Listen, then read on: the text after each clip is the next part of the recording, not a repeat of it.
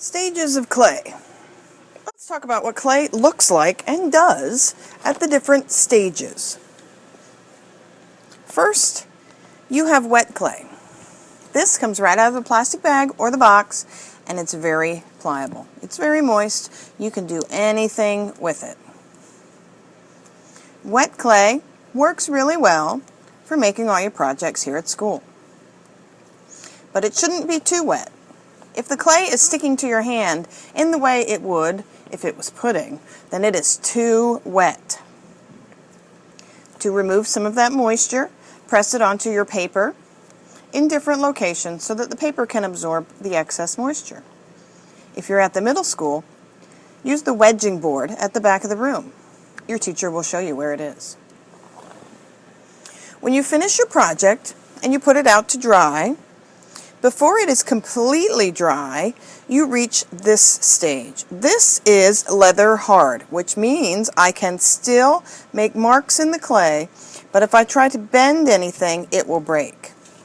Leather hard clay is perfect for carving, especially if you want to do a lot of small details. The next stage of clay is dry. This clay is completely dry. You can see it has changed color.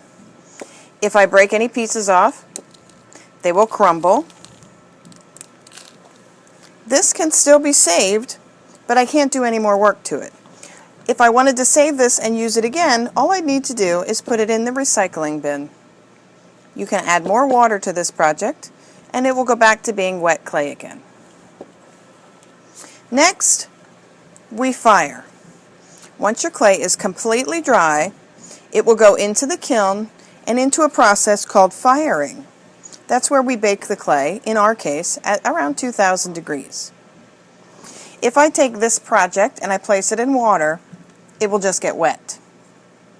If I take this project and I place it in water, it will dissolve and be recycled into wet clay again. So the firing process, the baking process, changes clay into this hard form that you see here. This is called bisqueware, and bisqueware is perfect for painting. At the elementary school, we paint with tempera paints, and it will soak into the project very quickly. It's kind of like painting on a dry sponge.